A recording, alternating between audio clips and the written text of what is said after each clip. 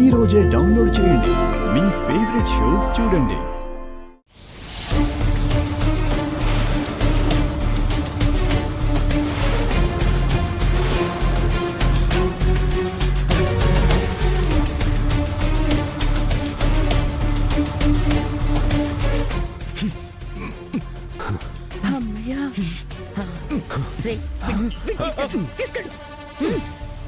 తీసుకెళ్ళు.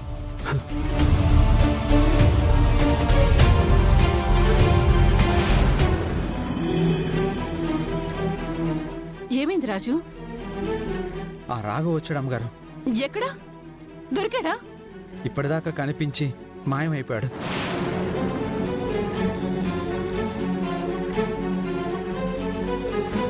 అవునమ్మగారు, నేనే నాన్నని తీసుకొచ్చాను. నా పక్కనే ఉండేవాడు, సడన్గా మాయమైపోయాడు. ఇదంతా చూస్తుంటే ఆ విజయాంబిక దీపకల పని అయి ఉంటుంది అనుకుంటున్నాను రాజు. లేదు ఆనంద్, వాళ్ళు ఇంతవరకు ఇక్కడే ఉన్నారు. వాళ్ళు చేసే ప్రసక్తే లేదు. నీ వెనకాల ఏమైనా జీవన్ మనుషులు ఫాలో అయ్యారా?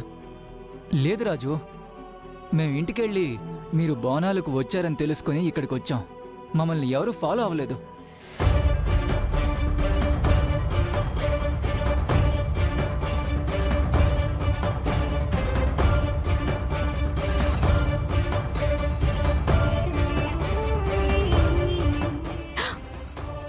రాజు, నాన్న వస్తున్నారు.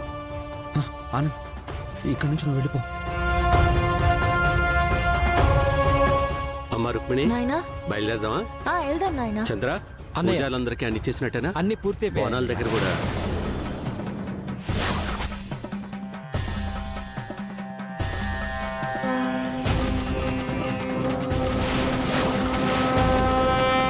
బయలుదేరదాం, పద బంటి. హరి ఓ.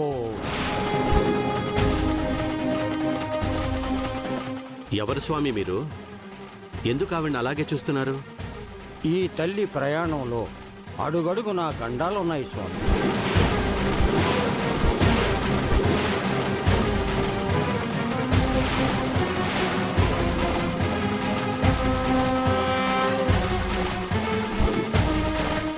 ఏమంటున్నారు స్వామి? అవును స్వామి, ఎప్పటికప్పుడు ఏదో ఒక ప్రమాదం వెంటాడుతూనే ఉంటుంది.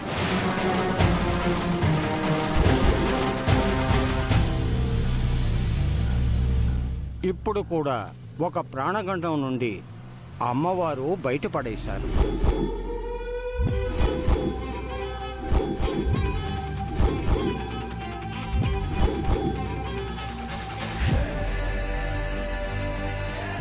జాగ్రత్తగా ఉండాలి తల్లి. ప్రమాదం నీ చుట్టుపక్కలే ఉండి నిన్ను భయపెడుతుంది, వెంటాడుతుంది.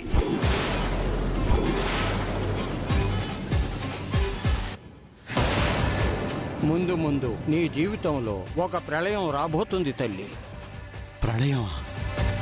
ఆ ప్రళయం వల్ల నీ జీవితం కకావికలం అయిపోతుంది.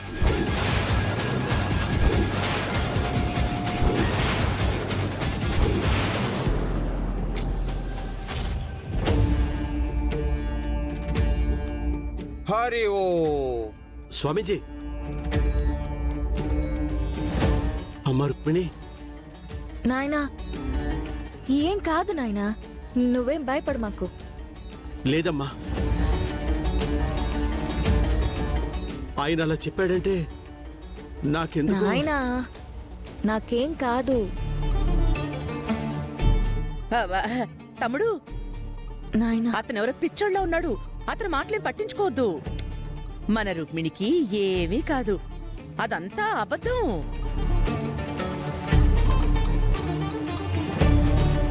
సంతోషంగా బోనాలు సమర్పించుకున్నావు, అంతా అమ్మవారే చూసుకుంటారు. పదండి, ఇంటికెళ్దాం. పదండి, పద తమ్ముడు, రండి, పదండి. నాయనా.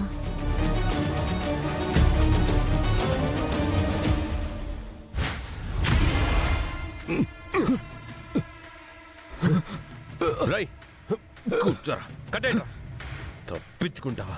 కట్టండ్రా.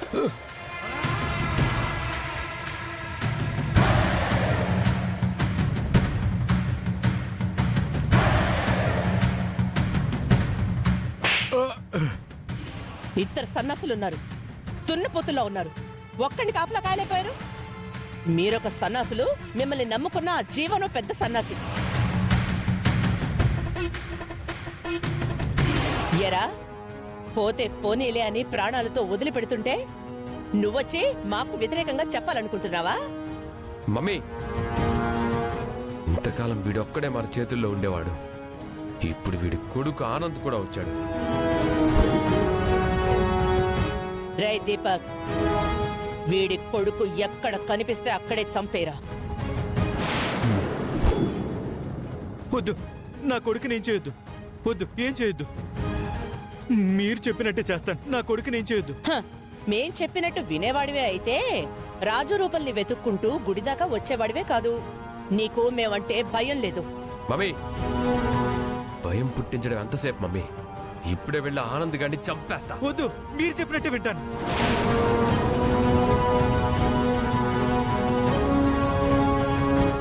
మీరు చెప్పినట్టే వింటాను. నా కొడుకు నేను చేయొద్దు. రే రాఘవ,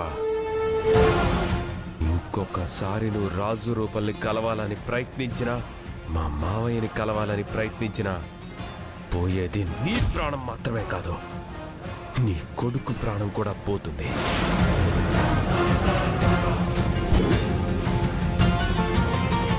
రాజు ఫోన్ చేస్తే మాట్లాడడానికి నా దగ్గర ఫోన్ కూడా లేదు. నా ఫోన్ పడిన చోట వెతికితే ఫోన్ ఉంటుందేమో చూడాలి. ఆ రౌడీలు కూడా నాన్నని తీసుకెళ్లే ఛాన్స్ ఉండే ఉండొచ్చు, అది కూడా తెలుస్తుంది. రే దీపక్, ఇంతకు ముందు రాఘవని దాచిపెట్టింది ఈ ప్లేస్లోనే. మళ్ళీ వీణ్ణి ఇక్కడే ఉంచితే ఆనంద్ గాని ఆ రాజు రూపులు గాని ఇక్కడికొచ్చే అవకాశం ఉంది. ముందు వీణ్ణి ఇక్కడి నుంచి తీసుకెళ్ళిపోవాలి. అవును మమ్మీ. రే పదండి, తీసుకుని పదండి. రై కట్లే పండ్రా.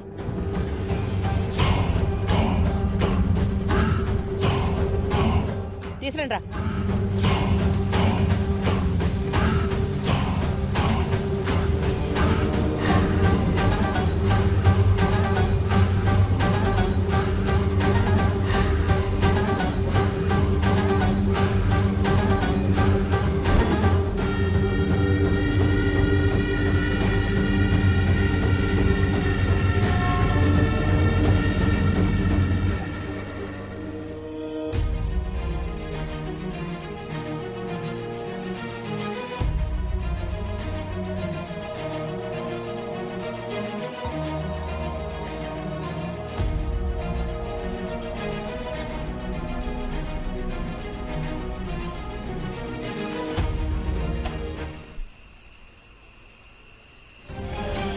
ఇంతకు ముందు బంధించిన చోటే మళ్ళీ ఎందుకు బంధిస్తారు ఆనంద్?